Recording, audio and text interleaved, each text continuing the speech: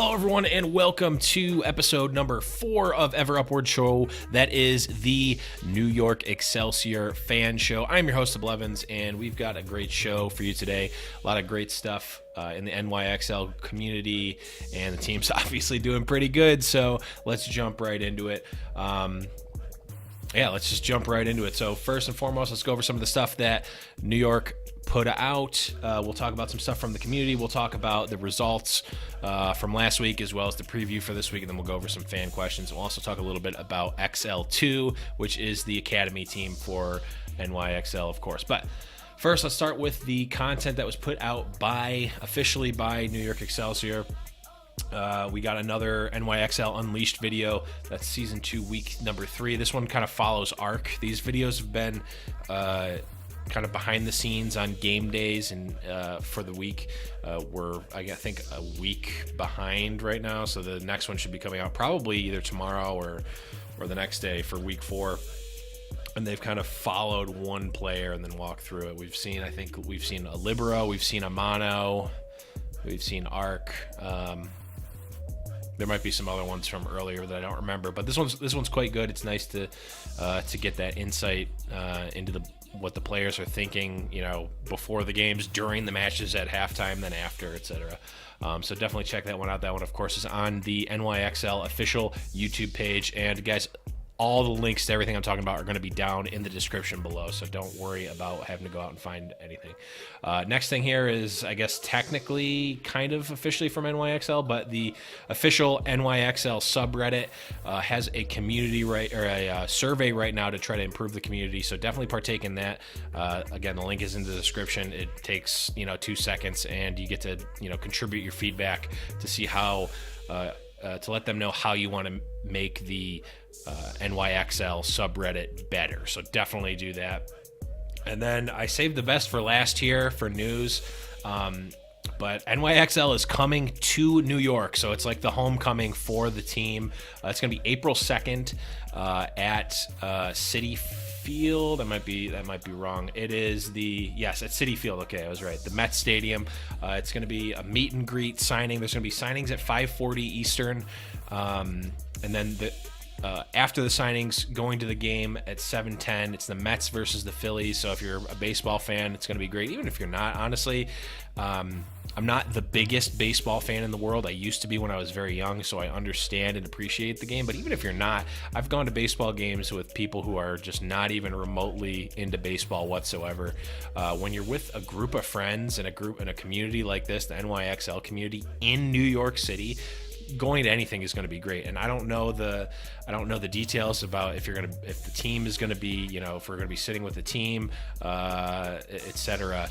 I'm not sure about that. That one, I can't confirm or deny whether I'm going to be there. And I'm not saying that as like an allusion to that I'm actually going to be there. I legitimately don't know if I'm going to be able to go or not. It is something I absolutely want to, but I'm crunching the logistics. That was revealed today. So I got to crunch some logistics and see if I can make it there. It would be awesome if I could. It's definitely an event that I absolutely want to go to. I think it's going to be great. Meeting the team for the first time will be great. There's going to be signings. They said there's a surprise there, and I don't know what that's going to be. I'm sure the 5 Deadly Venoms guys are going to be there as well. I haven't heard anything saying that they're not going to be there. But this is an official meet the team. The team's going to be there. I don't know if I made that clear. The team is going to be there, and they're going to be doing signings and meet and greet. So the link, of course, is down in the description, but you have to buy tickets to this. I think the tickets are $20, and the section is already determined for the NYXL group. So you don't need to worry about like, oh, am I going to be sitting near everybody? They already have it blocked out, and I think there's the tickets are probably discounted, I would imagine, because $20 for a Philly Mets game seems low. So definitely, honestly, if you didn't really care about the signing and you just want to see the game for cheap, this might be the best way to do that. But honestly, super exciting. It's going to be awesome to finally get to introduce them to the city that they're representing. I think a lot of people had that criticism coming into it, that obviously none of them are from New York. And New Yorkers can get very defensive about their teams and very territorial with their teams and their region. So it is really nice to see that they're going to be having a homecoming, and hopefully, I hope it's going to be packed. I would imagine it's going to be packed. So definitely get your tickets as soon as you can. And if I am going, and I know by next week, I will let you guys know. I'll let you guys know next episode whether or not I'm going. I'm seriously, I'm not, holding it back just for the sake of holding it back. I legitimately don't know yet. So keep an ear out for that. You might even be able to get to see me there. I'm sure the NYXL, the 5 Deadly Venoms guys are going to be there, guys and gals. So let's move on and talk about some of the stuff from the community. This one is really cool here. ESPN.com is doing a who's your favorite esports pro March Madness sort of bracket voting game type of thing. And both Arc and Pine are in the top 64. So head to the link on there. I think all the voting is done on Twitter. And they're doing like a bunch. They're doing like a bracket each day, like a quarter of the bracket each day, and then it's gonna, obviously whittle down as the tournament goes on. But go in, support Arc, support Pine, and definitely even there's some other Overwatch League players in there. I believe Surefour's in there. Prophet, I think. Baby Bay is in there for sure. And there's a couple others that I don't remember off the top of my head, but definitely go in there, show some support for Overwatch League, and definitely show some support for NYXL there. From what I remember, I went and voted on everything. A lot of the players I didn't know from other esports, but I know that the Overwatch League players that are being voted on now are winning right now. So let's keep that up and make sure that they continue to be up top, and especially for Pine and Arc, we definitely want to see that as well. Another piece here is a community art done here. It was titled "The Tanks of NYXL: The Art of the Tanks." It is done by Azuchan. That's at AZUCCHANN_ on Twitter. Really a nice piece done. It's kind of like a cartoony version of Janice, Mono, and Meko. So definitely check that out. I got the link down there, of course. It's always nice to see those pieces of art. There's definitely dozens of pieces of fan art that are done about NYXL a week, so I can't cover everything. I'm usually going to focus on the things that are retweeted by the official NYXL Twitter, things that are on the subreddit, and most importantly, things that are sent to me. So if you have art that you do, or you see something that you think is really great, send it over to me. You can head over to the Discord. That's discord.me/highnoonpodcast. There's an EverUpwardShow text channel there. Submit it there. I go through everything before the show. I don't necessarily talk about everything, but right now I am talking about everything that gets put in there. So definitely submit anything there for that. And then the last thing here from the community here is something that is really, really great, and honestly has multiple episodes worth of topics in and of itself. But on the NYXL subreddit, one of the mods, Hark Sharks, actually went through all those Q&As from Reddit, Q&As from Reddit and Q&As from Discord that I talked about being like, it's just full of garbage and I can't go through it all. Well, he did, or they did. And there's actually a Google folder there with all of the different documents for each Q&A that they've done, with the questions and the answers. So really, really expansive content there. I believe, let's see, there are 7 different files, and there's actually one that the AMA is going on as I'm recording this, or had just ended. So there's probably going to be another one very shortly. So definitely check that out. All those question and answers are in there. And guys, make sure that you're in the NYXL Discord, because they do those AMAs like on a weekly or bi-weekly basis, just about, or maybe once a month. I don't know. They've done 7 of them so far, or 6. So definitely a lot. So you're definitely going to want to check that out. they give you a chance to interact with the team as closely as possible, except if you go to the signing, of course, which you can meet the team, which is going to be really, really great. I can't, the more I think about it, the more I want to go. I just don't know if I'm going to be able to, for a number of reasons, but I'll let you know for sure. But that's gonna be it for the community, guys. Remember, anything that you see from the community, any suggestions you see, any sort of content that you see during the week that's related to NYXL, send it over to me. I want to talk about and go over the things that you want me to go over. So let's move on and talk a little bit about XL2. That, of course, is the NYXL Academy team, in Overwatch contenders right now. They lost a close one here to Gladiators Legion 3-1. I didn't get to catch a whole heck of a lot of it. I did catch a couple of maps.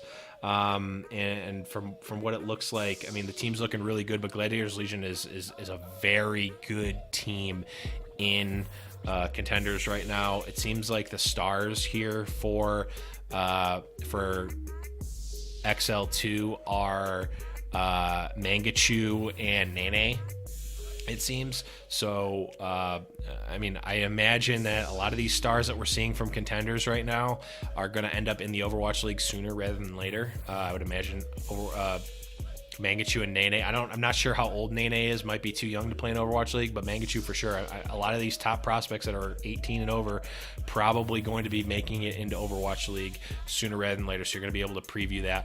Also of note, for contenders, just for contenders in general, is that they are on live patch when they play.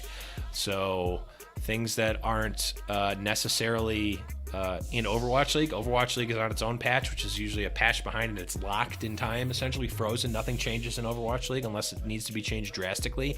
You're going to be seeing stuff happen live for contenders, or in contenders. So I don't know what their ruling is on Brigitte, but she came out on live servers today.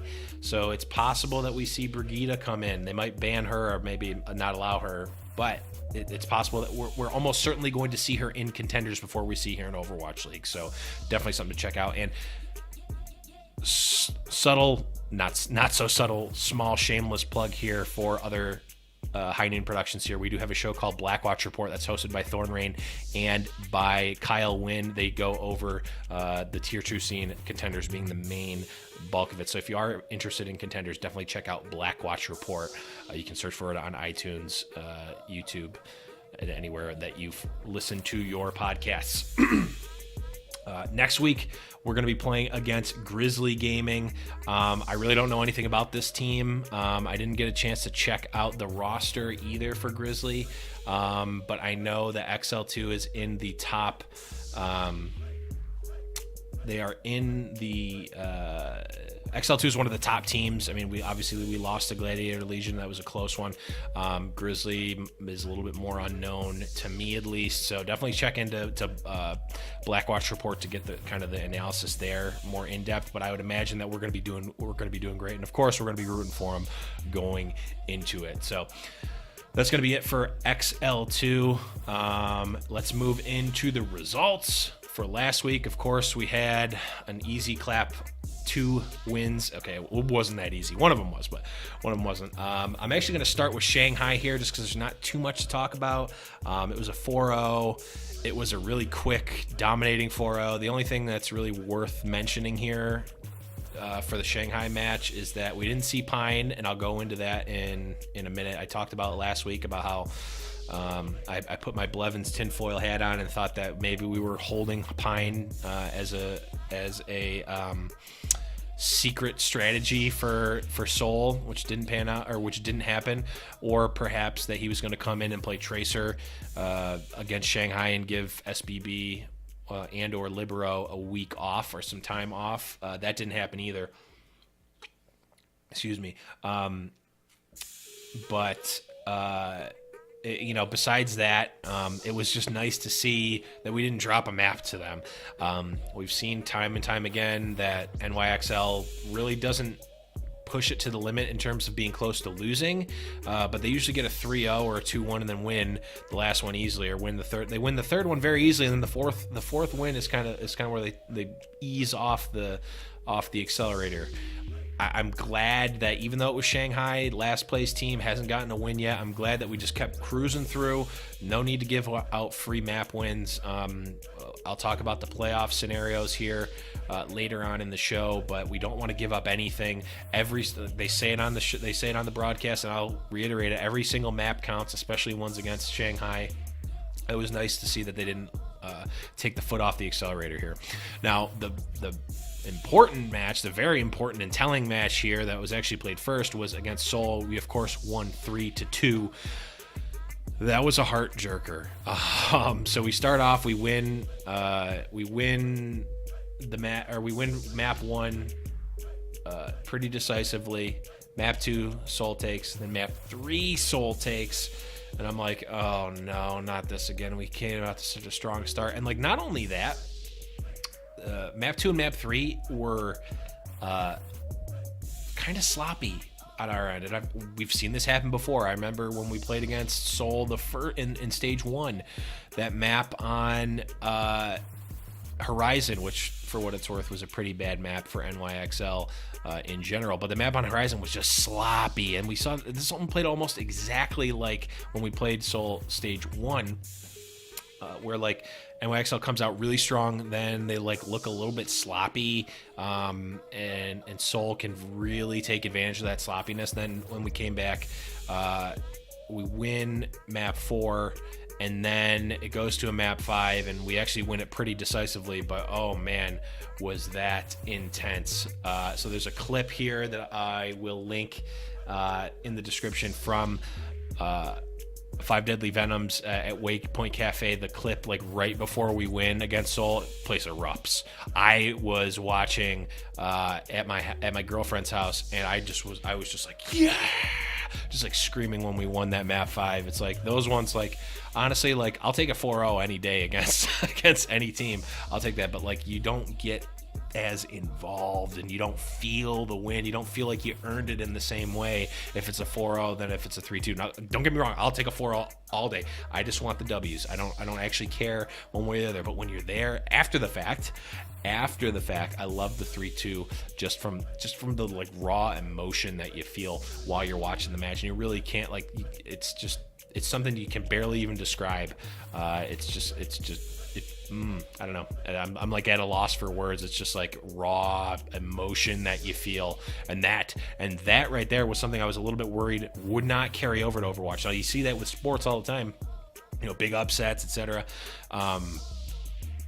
We're seeing that in Overwatch, and I'm really loving that, and that's part of the reason why I'm dedicating so much time and I'm so passionate about Overwatch, is because we're getting Overwatch League rather. We're getting that sort of raw emotion that we see in we see it in a regular season match. This isn't even, you know, a playoff match, but two, you know, rival teams playing against each other and really duking it out and having a really close match. Just feels so good. So that was that. Really glad we got that W there. Really kind of secured our chances for playoffs here. For stage number 2. Now next week, or this week, however you want to look at it, we're playing against Dallas Fuel and LA Valiant. I've got us pegged here for two wins. I don't want to say easy wins, though. I think that we are going to win pretty decisively. I'd say we were going to win very decisively against Fuel, potentially a 4-0. I've got it marked as a 3-1. We dropped a map to Fuel in stage 1. They've shown that they can compete with top level teams. Obviously, the core of Envious is a historic esports team. Now, they haven't really shown that in the recently. However, they have the capacity to perform at the highest levels. I don't think it's going to be enough to take NYXL to the brink. I don't think it's going to necessarily be close, but I do think that they have the capacity to take a map. We've done a much better job, like I mentioned with Shanghai, of not taking our foot off the gas here and really taking it to teams, and we've become very, very consistent, especially in stage 2, and I'm hoping that that's going to continue. I would love to see a 4-0 here against Dallas Fuel, especially since they're a team in shambles. You don't want to give them anything because they're a team that's in shambles right now, and they're very inconsistent, and they don't know necessarily what they're doing with their team on that level. But in terms of skill, they have the skill. They have AKM, they have Rascal, they have Effect, they have some of the best players in the world on their team. It's just they haven't really found a way to mix them together in the best way. So they have the skill to beat any team, and if we give them an inch, they may in fact take a mile from us, and I don't want that to happen. I don't want to even give them anything. Just put your foot on the throat and just go. For Dallas. Now I'm really not that worried about it, but it's just one of those things where you don't want to take a team lightly just because they've been doing poorly lately. A lot of teams did that against Gladiators. They're probably still potentially doing it against Florida. These teams have the ability, when you have world-class players on your team, you can put together something. You can put together wins against anyone, so do not underestimate anyone. And then the last match here is against LA Valiant. I think it's a similar situation to Dallas Fuel. They are looking they're looking worse comparatively than they did at the beginning of the season. It seems like a lot of these teams, Overwatch League teams, have gotten much better and improved and gelled and figured out a strategy and are bolstering that strategy, where LA Valiant has been moving pieces around. They've got Kareev playing DPS half the time, he's playing support half the time, and that's great to have a flexible player. But I talked about this on the High Noon Podcast flagship show. Having a player who's an 85, an 85 rank on support and also an 85 rank on DPS is just not as good. It's just not as good as if you have two players that are on 100. So even if you have Kareev, if Kareev is splitting time and splitting scrim time between support and DPS, it's going to hurt both of his. It's going to hurt his performance on both DPS and also on support. So it's not necessarily looking great for them. But that being said, they have also shown that they have the capacity to beat top level teams, or at least compete with top level teams. I don't actually know if they have too many wins against Korean rosters. I don't have that stat off the top of my head, but they've definitely never beaten us. I don't want this week to be the first, and I don't imagine that it's going to be. Same sort of message here from the Dallas Fuel. Just put it on hard and keep going. I believe, and I know Overwatch League will likely do the little stage playoff math breakdown on their preview show or during the week.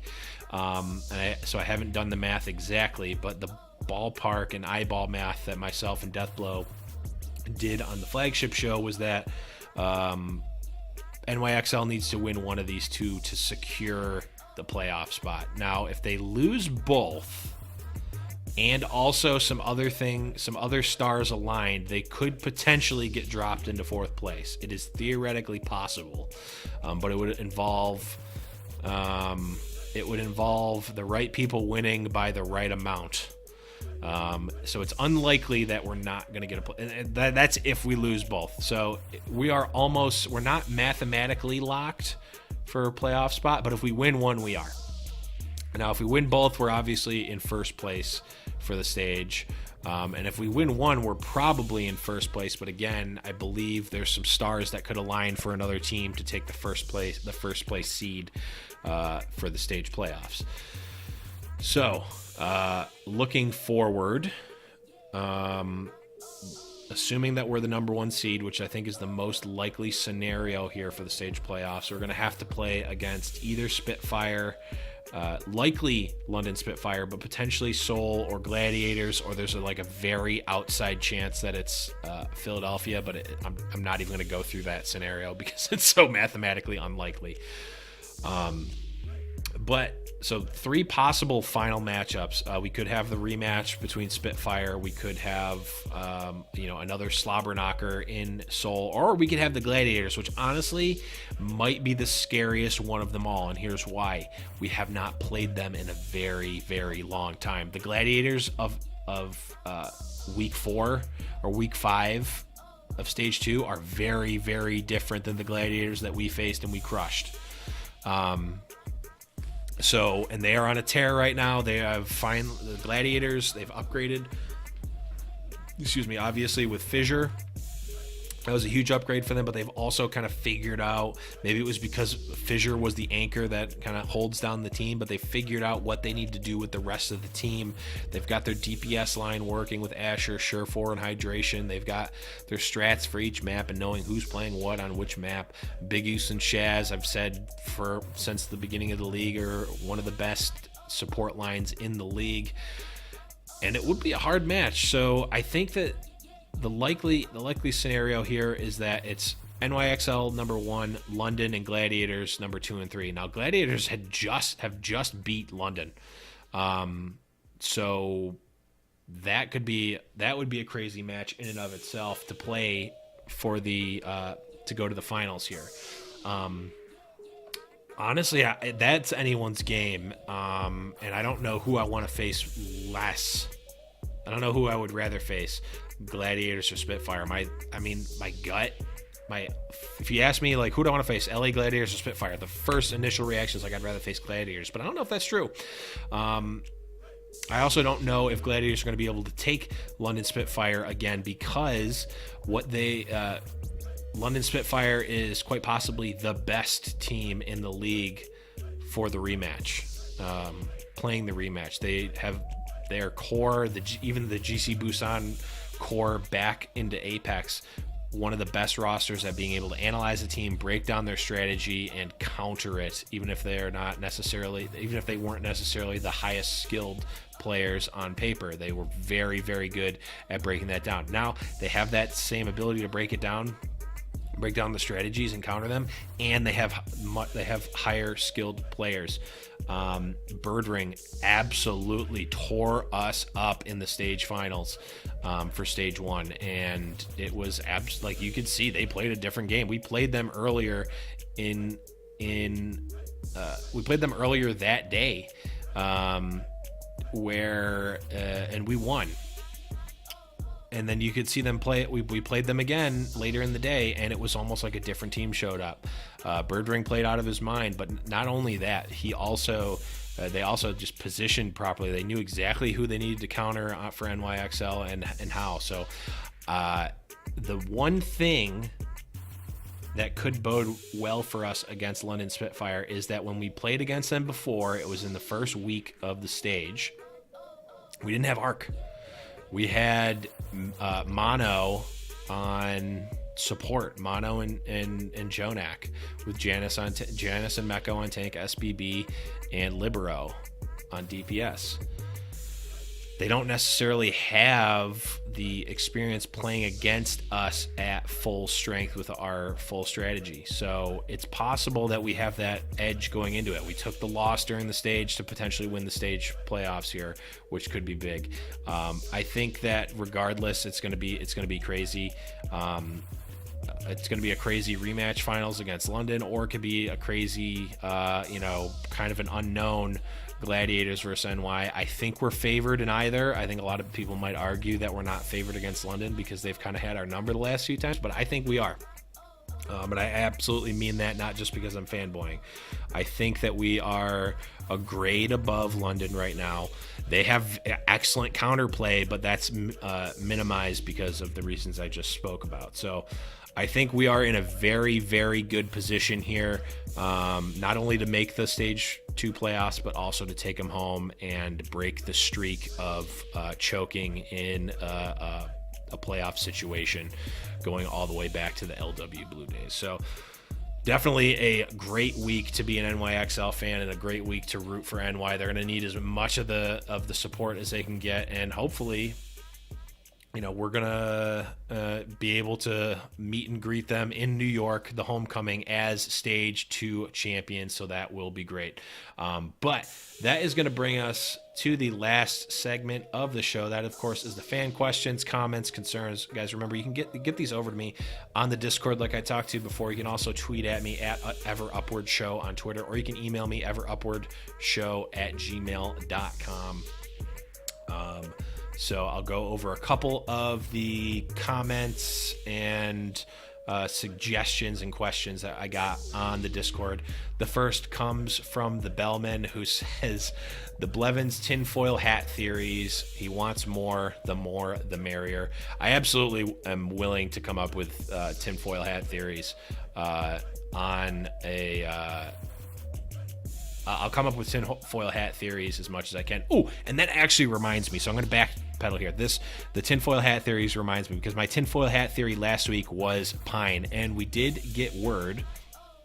Pine hasn't played in the last few weeks, as many of you know. Many people have asked me, where's Pine? How come Pine's not here? It was actually a thread on the NYXL subreddit.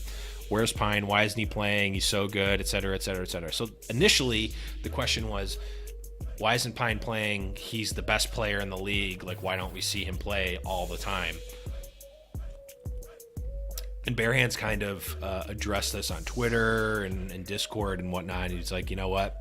Just because a player's not starting doesn't mean he's not great. And our strategy is our strategy as a team is not necessarily like you would see traditionally with basketball or baseball, football, where the starter is the best player and they're going to play the whole game if possible. We've seen NYXL's strategy shape around Pine being a specialist. We get that. He's like a closer in baseball, which I've talked about before. Makes sense. But now we haven't seen Pine in weeks, it seems. I think this is the third week where we haven't seen any Pine whatsoever. He played in the first week of the stage, I believe. So where in the world is Pine? Well, Zoe actually went and talked with the coaching staff of NYXL and got the word that Pine has he's not been feeling well, and specifically he's not sick, he's not ill, he's not sitting because he can't physically play. He's just been lethargic and not up to play, doesn't have the energy and the I don't want to say doesn't have the motivation, but doesn't have the energy to play. And I get that. When you're in a place that's not your home, when you're not necessarily used to playing on stages like this, and definitely not used to playing on stages like this so far away, it can definitely be tough. And I get that. I've had that happen with basketball for me before, obviously to a lesser extent than this, but I've definitely had it happen before where nothing is wrong with you physically. It's just a mental thing. You're away from your family, perhaps for the first time. You are, all of your friends live in another country. You don't get to see your friends. You're basically insulated in this ecosystem. 24 hours a day, 7 days a week. And I get that you might be listening to this. And then honestly, another part of it that they didn't explicitly say, but I would imagine and here's why I say this is because I feel this, I'm in a similar position when you have a sedentary lifestyle, which I absolutely do. I know a lot of the Overwatch League players do too. If you're not actively working out and getting exercise, and you're eating not even necessarily junk food, but you're eating catered food, you're eating the catered food that they get at the studio, they're going out, they're eating a lot of junk food and other food like that, you get in, your body gets into this habit of being in a sedentary lifestyle. And again, I'm in the same way. Like you can kind of almost take a look at me. I'm a big dude, and I've had this happen before. And the biggest thing that not exercising does to you is that you just don't have energy. It's kind of counterintuitive. You'd think, oh, well, if I work out all the time, I'm going to be tired all the time. Well, that's the case for a little bit, but then your body gets used to it, and you're actually gaining energy from doing that. So what I wanted to do here, and I talked about it a little bit on the flagship shows, I want to challenge Pine. Okay, I'm a big guy. I have a sedentary lifestyle as well. I want to, you know what, Pine, I'm putting the challenge on you, bud. Let's get in shape. However we want to do this, let's do this, man. Let's get in shape. Let's do some push-ups. Let's do some jogging. Let's do this, man. Let's get in shape. Get you back on the stage. I know I can't do anything, to get your family closer and get your friends closer. I can't do anything but that. But I think if we both got on some sort of schedule, even if it's just running or working out, 3 times a week. I think that can help you get back on the stage. And even if it doesn't necessarily, help with the family stuff and having your friends be closer, it's going to help you feel physically better. And when you feel physically better, everything else can get better. So I'm challenging you, man. Let's do this. Let's do it together. I'm with you, man. We'll do pound for pound or whatever you want. I don't care. We'll talk about it. Maybe. I don't know. Maybe this never gets seen, but I'm putting it out there. I think it's a great idea. I want to be held accountable just as much as you, and I want to see you out on the stage, honestly. If I can shed some pounds and help you get back out on the stage and get us some extra W's here, I'm all for it. Let's do it for the team. I'm in for it, man. I'm in. So that's that whole thing. So to get back to what the Bellman was saying, I can come up with tinfoil hat theories. I don't think I necessarily have one for this week, but for stage 3, I'll definitely have some tinfoil hat theories. And I also I'll put them in when they're relevant, but I don't want to necessarily make up stuff. So my tinfoil hat theory from before was legitimately something I thought of, not just something I made up for funny, for comedy or anything. I do definitely want to keep it. I do definitely want to keep it as legit as possible, and not just have it be fake and for the sake of doing it for the sake of doing it. But definitely a good question. Then we got another one here. This one's a little bit longer, so I'll just kind of breeze through it. From Splice Mace. Thanks everyone for submitting these, by the way. Splice Mace says, I'd like to see stuff like the little like tidbits and quirks and stuff. And maybe little known facts. So stuff like Jonak meaning fumbling octopus, that Jonak's idol was Ryo Jae Hong, and was friends with Guido before he went to Overwatch League, and different stuff like that's maybe not the game related, but like little facts about the team. I'd be more than happy to talk about this stuff. I don't know a lot of this stuff. Like, I don't know the players personally. But if people find this stuff, or find little tidbits, or find even stuff from stream, if people clip stuff from their streams, like, absolutely, I'll talk about this stuff. I think this is a really great idea. To get a little more knowledge. I mean, maybe if I get the chance to go to the meet and greet, maybe I can get some stuff there, but like, this is something that's a really great idea. I absolutely will do if I can, but I can't guarantee that there's going to be, stuff every week. But definitely a good suggestion there, Splice Mace. And then the last one here is from Raycor, who says, now that the brand and team have had a chance to grow on you, speak a bit about your feelings towards the logo. It received low marks from the community at first, but now I feel it represents the brand remarkably well, and in many ways feels it's the most stylish. The short answer is I agree with you. I agree with you 100%. I was a little, when I first saw it, I was like, this is kind of weird.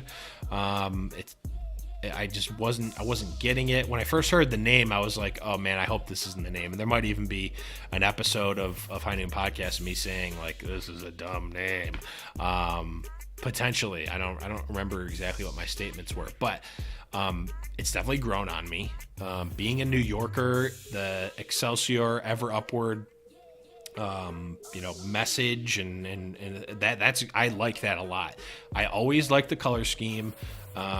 Blue and black and like that color combo is one of my favorite color schemes. I really like the like simplicity of the logo. And I like I think that the NYXL logo and branding goes the best with the away jerseys too. I really like it. I think there's so many opportunities for cool brands and designs and merchandise for the NYXL logo, like even more so than any other team.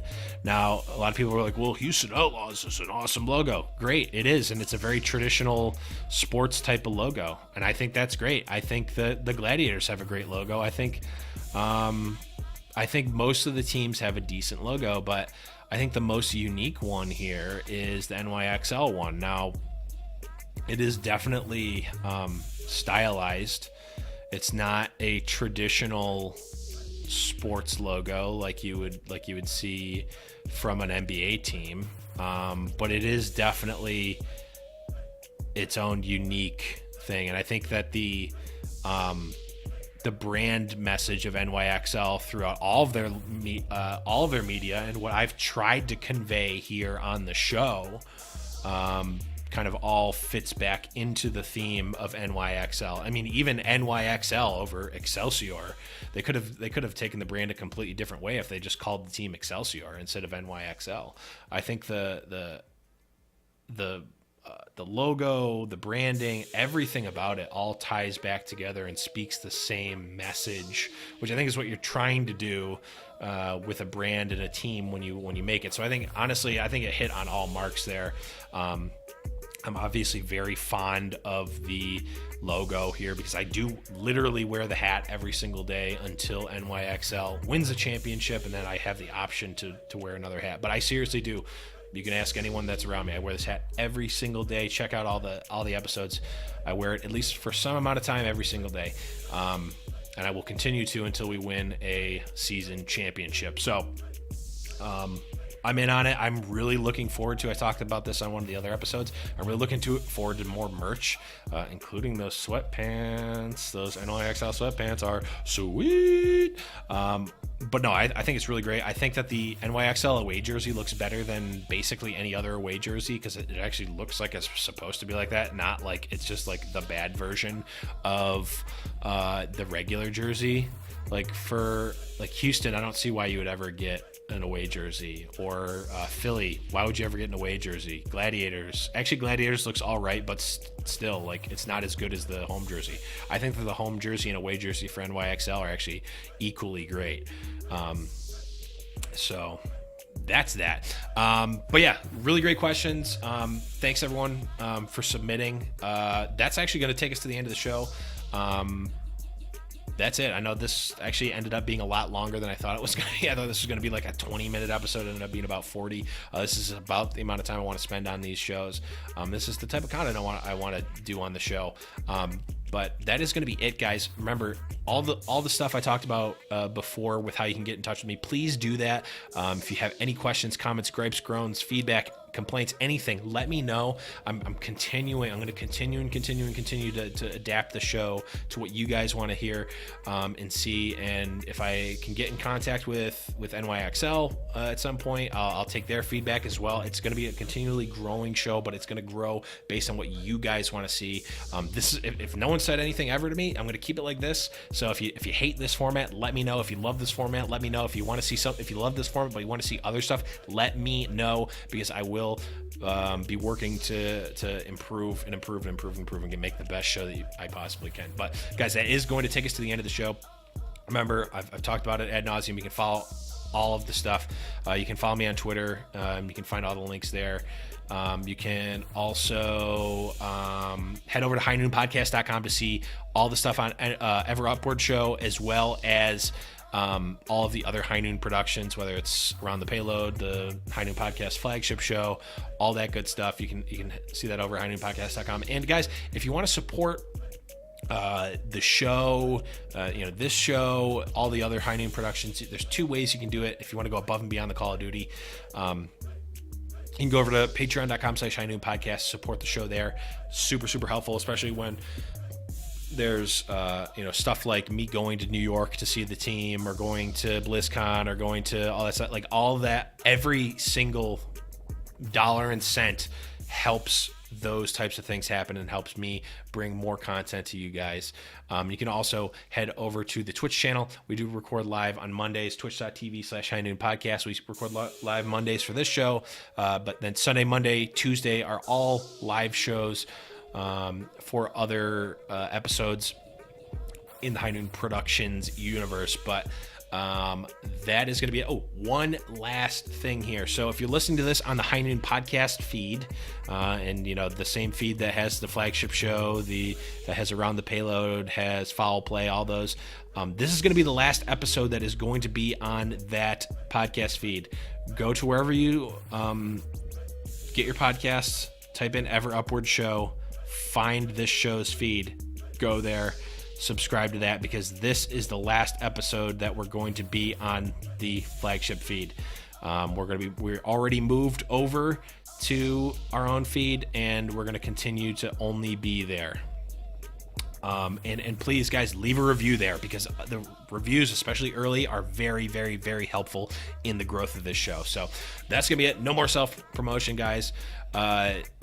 Good luck to NYXL. Hopefully we can take home a stage trophy here, and hopefully I will be able to make it out to the event on 2 Mondays from now, but I don't know. But I'll let you guys know. Guys, that is going to be it. We will see you guys next week, and remain ever upward. Bye-bye.